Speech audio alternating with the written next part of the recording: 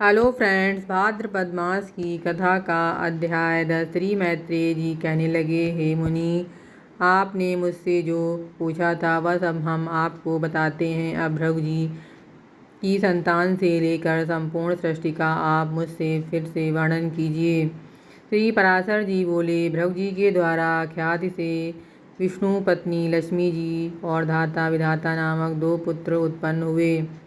महात्मा मेरु की आयत्य और नियति नामी कन्याएं भ्राता और विधाता की स्त्रियां थीं। उनसे उनके प्राण और मृकंडु नामक 2 पुत्र हुए। मृकंडु से मार्कंडेय और उनसे वेदशिरा का जन्म हुआ। अब प्राण की संतान का वर्णन सुनो। प्राण का पुत्र द्युतिमान और उसका पुत्र राजवान हुआ। हे महाभाग, उस राजवान से फिर भृगुवंश का विस्तार हुआ। मरीचि की पत्नी संभूति ने पौंड्र मात्र को उत्पन्न हुआ। उस महात्मा के विराज और पर्वत 2 पुत्र थे।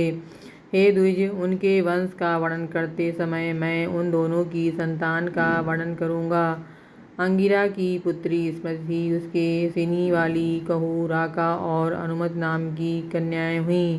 आत्र की भार्या अनुसुवा ने चंद्रमा, दुर्वासा और योगी दात्रेय इन निष्पाप पुत्रों को जन्म दिया। पुलस्त्य जी की स्त्री प्रीति से दत्तोलिका जन्म हुआ, जो अपने पूर्व जन्म में स्वायंभू मनवंतर में अगस्त कहा जाता था। प्रजापति पुलह की पत्नी क्षमा से कंदर्प, उर्वरी, यान और सहिष्णु ये 3 पुत्र हुए। क्रतु की संतति नामक भवनी अंगूठे के पोरुओं के समान शरीर वाले तथा प्रखर सूर्य के समान तेजस्वी वाल शिख वाले 60,000 ऊर्ध्वरेता मुनियों को जन्म दिया। वशिष्ठ जी की ऊर्जा नामक श्रोत्रज गोत्र ऊर्ध्वबाहु, शवन, अनत्र, सुतापा और शुक्र ये 7 पुत्र उत्पन्न हुए। ये निर्मल स्वभाव वाले समस्त मुनिगण थे। हे द्विज, अग्रिका अभिमानी देव, जो ब्रह्मा जी का ज्येष्ठ पुत्र है, उसके द्वारा स्वाहा नामक पत्नी से अत्यजस्वी, पावक, पवमान और जल को भक्षण करने वाला शुचि ये 3 पुत्र हुए।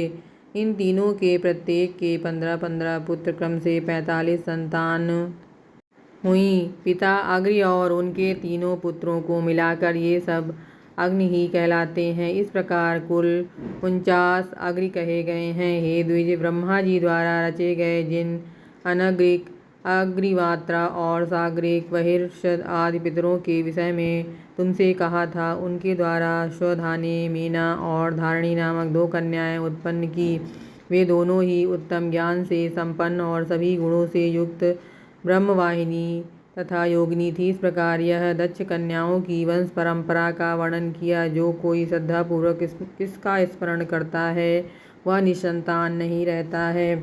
10वां अध्याय समाप्त हुआ।